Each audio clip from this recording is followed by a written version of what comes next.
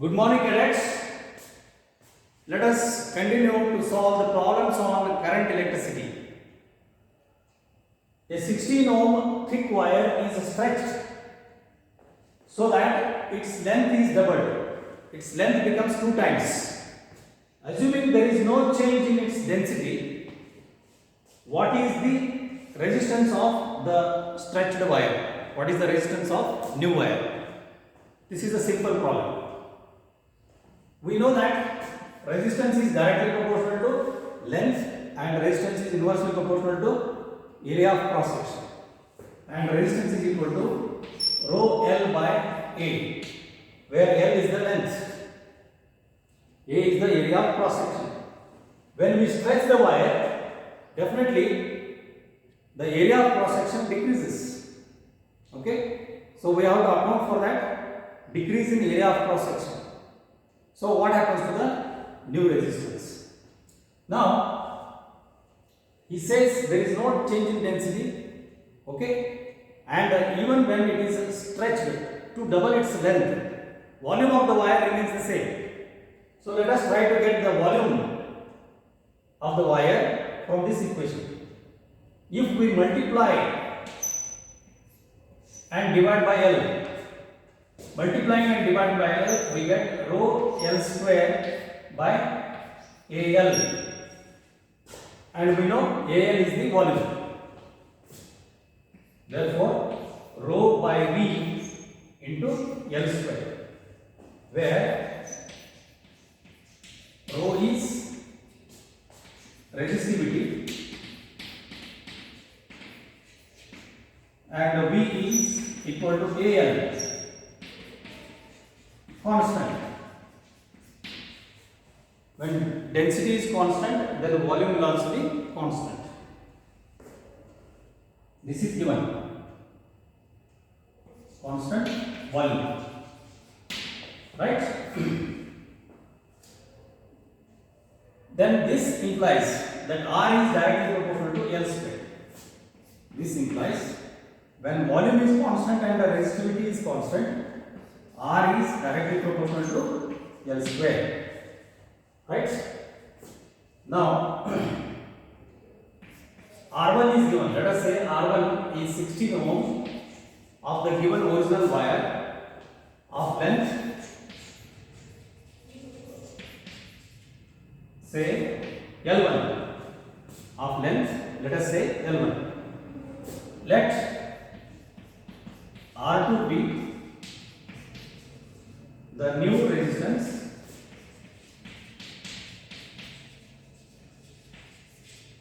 of a stretched wire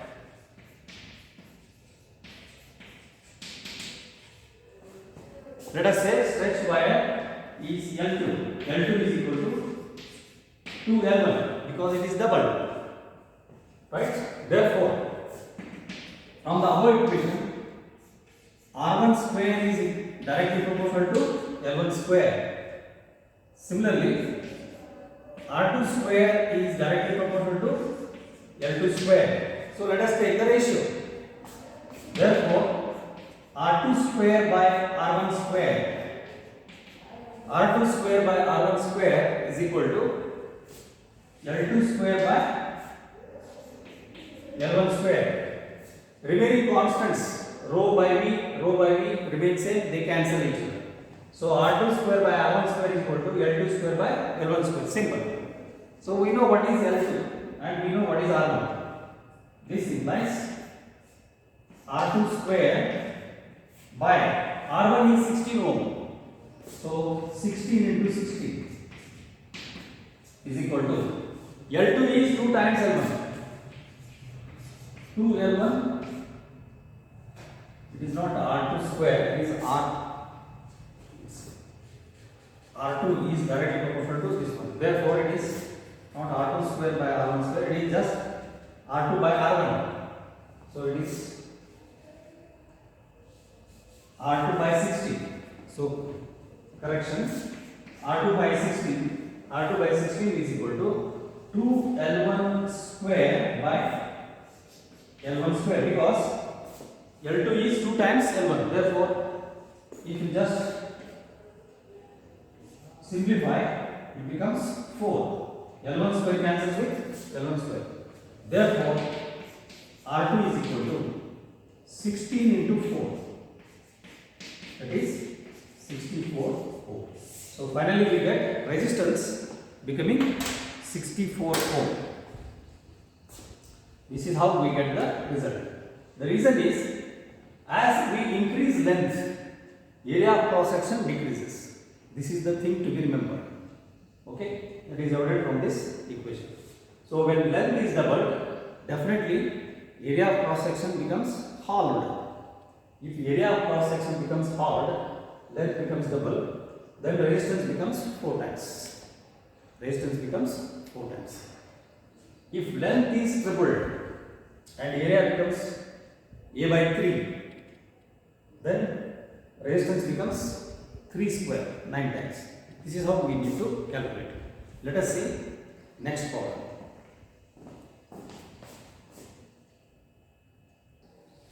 Okay, look at this simple problem. A uniform wire of resistance R is bent into the form of a circular loop. The resistance of this entire wire is R. It is bent into the form of a circular loop. Compute the effective resistance between diametrically opposite points A and B. Suppose these are diametrically opposite points which are marked as A and B. What is the effective resistance between A and B? When this is a wire of certain length, its resistance is given R. Diametrically opposite points means at A and B, one can divide the wire into exactly 2 halves. So the upper part is L by 2 and lower part is also L by 2. Definitely resistance becomes R by 2 and R by 2 each. As a result, this is as good as connecting 2 wires in parallel. It is as good as connecting 2 resistors in parallel. One is R by 2, another one is also R by 2. Now you can calculate what is the effective resistance across AB, across A and B. So they are in parallel, therefore R effective can be calculated as R by 2 into R by 2 divided by R by 2 plus R by 2. Because you know that 1 by R effective is equal to 1 by R by 2 plus 1 by R by 2.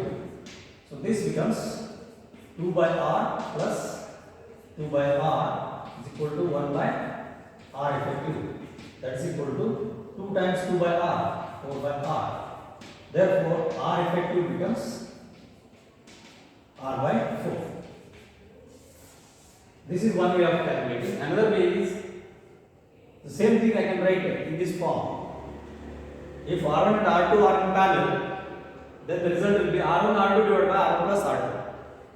Simplification. So it becomes R square by 4 divided by R by 2 plus R by 2 becomes R. You can see here R cancels. So directly you are getting R by 4. So the resistance R effective becomes R by 4. Simple problem. Okay. Now let us see one more interesting problem. Now look at this problem. A 100 watt and 200 watt domestic bulbs joined in parallel are connected to the mains. 100 watt bulb, 200 watt bulb are connected to the mains, which are connected in parallel, right? Which bulb will glow more brightly? Which bulb will glow more brightly? This is the question. Now, the one which is having more power should glow more brightly. That is our experience. Because when they are connected across mains, they are connected in parallel. When they are connected in parallel, voltage across 200 volts and voltage across voltage across 200 watt bulb and voltage across 100 watt bulb is same. V is same. Here V is same for both bulbs. Since they are connected in parallel.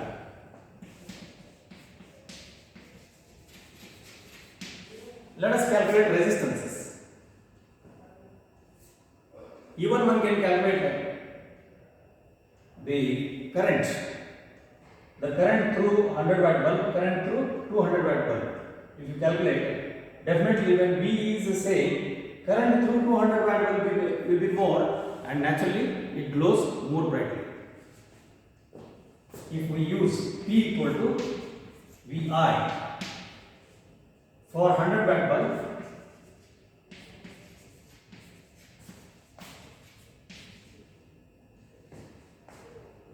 for 100 watt bulb, 100 watt is equal to V into I1. Let us take it as I1. Therefore, I1 is equal to V by 100.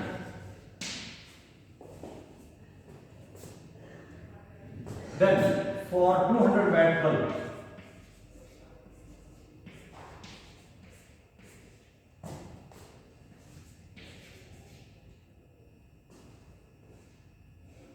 is equal to V I2. V I2. Therefore, I2 is equal to 200 by 100 by V is. There is a correction. 100 by V. And here it is 200 by V. Definitely, this implies current through 200 watt bulb I2 is greater than I1 2 times.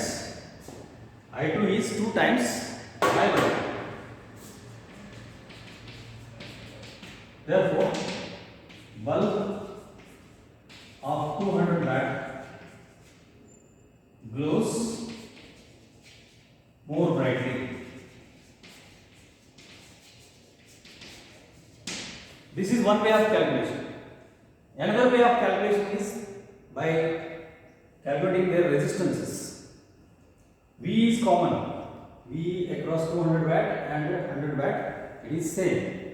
Now if we calculate resistance R1 across R1 of resistance R1 of 100 watt bulb can be calculated using this P1 equal to P square by R1, where P1 is 100 watt, V is common potential difference, and R1 we can write it, therefore R1 is equal to V square by P1, that is V square by 100. Similarly, for 200 watt bulb, for 200 watt bulb, R2 is equal to V square by P2. Now look at this. It becomes V square by 200. Therefore, you can see resistance R2 is less than resistance R1. This implies R2 is less than R1. You can see R1 is 2 times. R1 is 2 times. R2 is yes, V square upon 200, and this is V square upon 100. So definitely R1 is 2 times R2.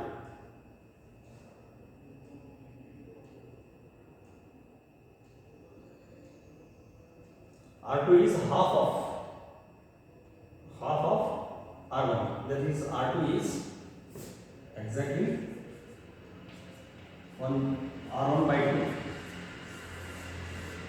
R2 is R1 by 2. Therefore, since the resistance of a second bulb is less than the resistance of the first bulb, so definitely more current flows through second bulb. More current flows through second bulb. Therefore, bulb of 200 watt glows more brightly. This is how we need to calculate. Okay. The same question may be asked if they are connected in instead of parallel. If 100 watt bulb and 200 watt bulbs are connected in series in the same way across certain means, then which bulb glows more brightly? What will be your answer? Which bulb glows more brightly? I think you can work it out. There, the current through the bulbs remains same. Current through 100 watt bulb and current through 200 watt bulb remains same when they are connected in series. You can check the answer. Okay.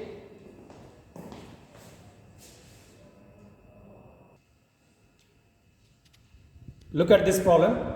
In a potentiometer arrangement, a cell of EMF 1.25 volt gives a balance point at 35 cm length of the wire. Balancing point is found out to be 35 cm for a cell of 1.25 volts. For cell of EMF E1, that is equal to 1.25, balancing length is denoted by L1 corresponds to 35 cm.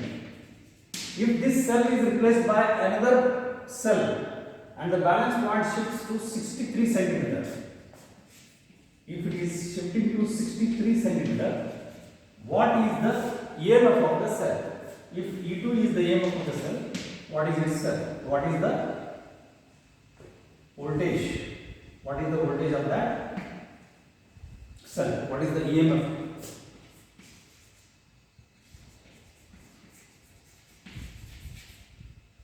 What is its EMF? So from this we know that EMF is directly proportional to length. The principle of potentiometer is that the EMF or potential difference is directly proportional to length of the wire, because the current flowing through the potentiometer wire is constant. Therefore, since E is directly proportional to L, this implies E2 by E1. E2 by E1 is equal to L2 by L1. Very simple. Therefore, L2 by L1 from this is 63 by 35. 63 centimeter divided by 35 centimeter. 7 9s are 7 5s are 9 by 5. E1 is given 1.25. Therefore, E2 is equal to 9 by 5 times E1. E1 is 1.25.